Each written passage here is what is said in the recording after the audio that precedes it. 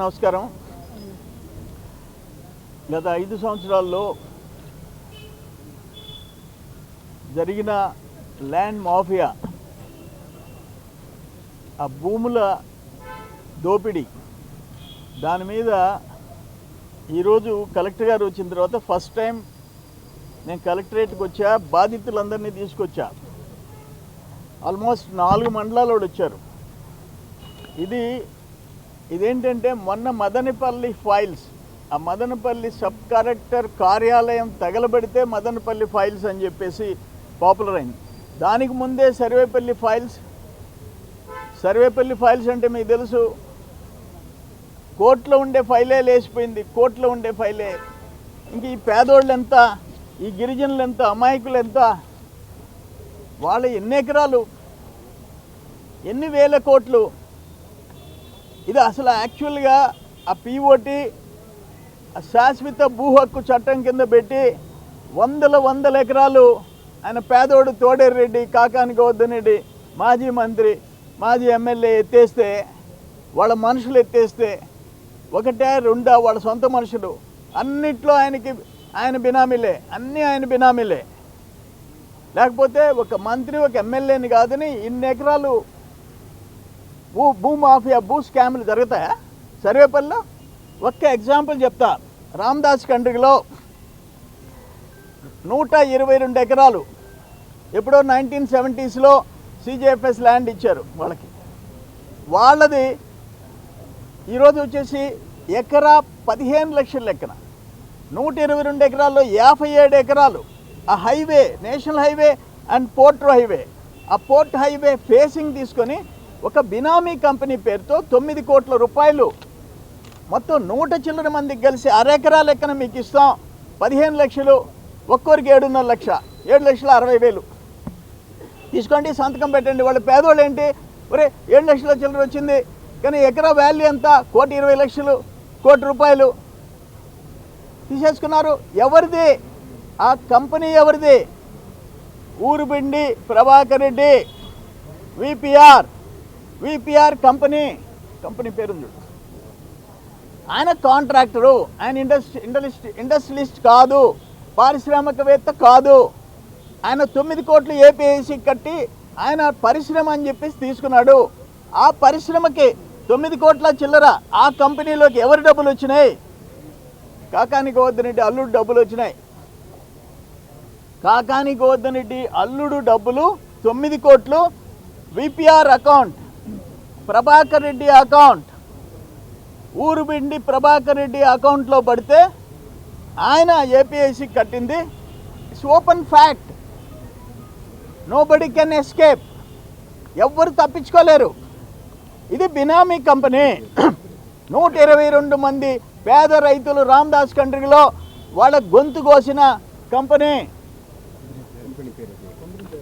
Company పేరు ఇది క్లియర్గా ఉంది.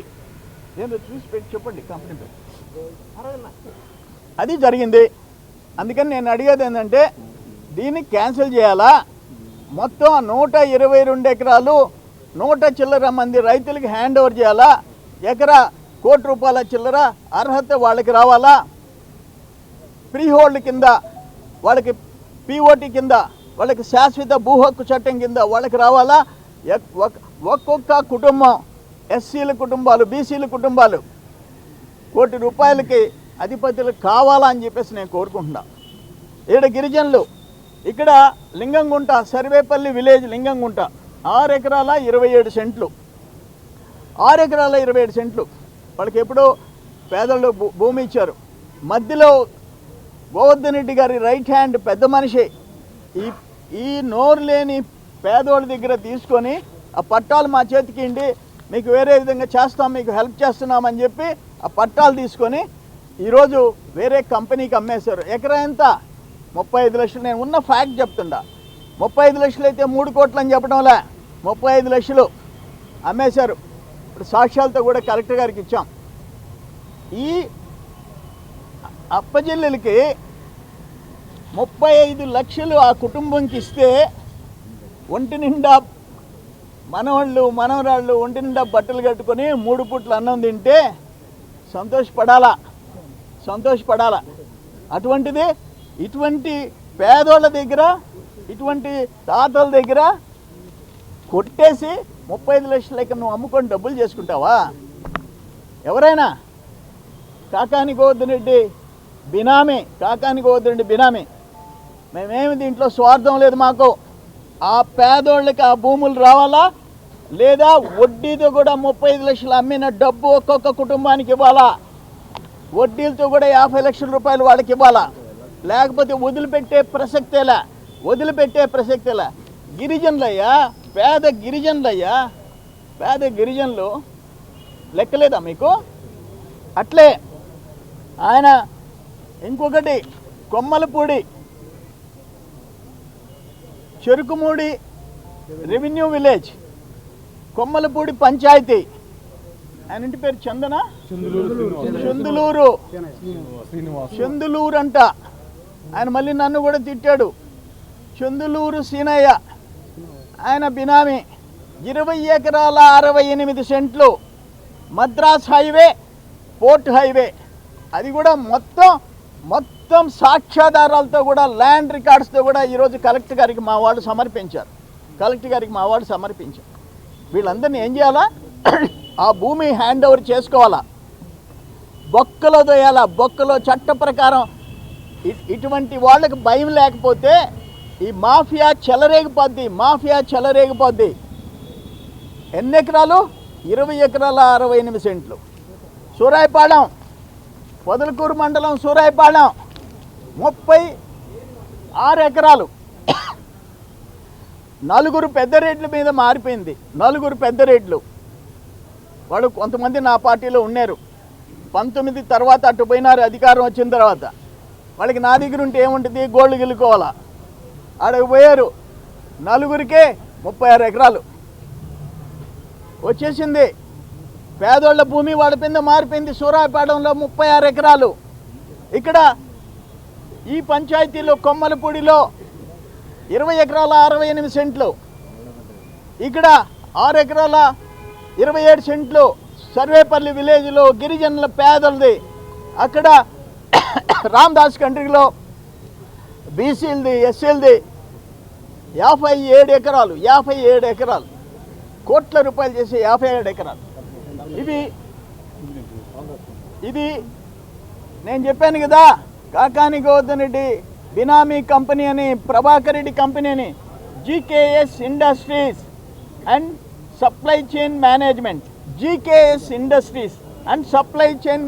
నేను ఒక్కటే అడుగుతుండా ప్రభుత్వాన్ని, ఈ GKS industries and supply chain management 9 కోట్లు ఏపీఐసి కట్టాడు. ఆ 9 కోట్లు ఏ కంపెనీ నుంచి వచ్చింది? ఏ అకౌంట్ నుంచి వచ్చింది? ఎవరి అకౌంట్ నుంచి వచ్చింది? ఎవరి అకౌంటు? మంత్రి గారి కుటుంబం అకౌంట్, మంత్రి గారి ఫ్యామిలీ అకౌంట్. నేను వేరే తేడా చెప్పటంలా. యాక్షన్ తీసుకోమంటుండా. పొదలకూరు మండలంలో ఎన్ని పొదలకూరు మండలంలో మొత్తం ఇప్పుడు కొమ్మలపూడి, అక్కంపేట, రాజోలపాడు, కాగితాలపూడి, పార్లపల్లి, ఈ వేరే ఇష్యూస్, అంకుపల్లి, వాడిపత్తి, సూరాయిపాళెం, బత్తలపల్లి, మరుపూరు, పార్లపల్లి, ఇన్ని గ్రామాల ఇష్యూస్ రామదాస్ కంట్రీగా, సర్వేపల్లి, ఇన్ని గ్రామాల్లో పేదోళ్ళ భూములు రికార్డులు మార్చుకొని పెద్ద రేట్లు ఏసీ రూముల్లో మేడల మీద మేడలు కట్టుకుంటుంటే ఏం కావాలా ఈడ బతుకులు అంటుండా?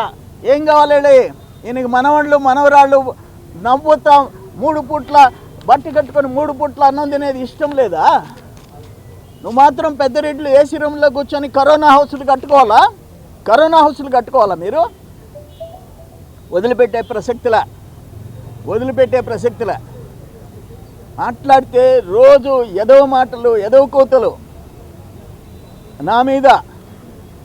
ఈరోజు ఉమ్మడి నెల్లూరు జిల్లా ప్లస్ అక్కడ కందుకూరు కలిసి 11 నియోజకవర్గాలు. ఒరే కుర్రవాళ్ళు ఎవరు మాట్లాడటం లేదే.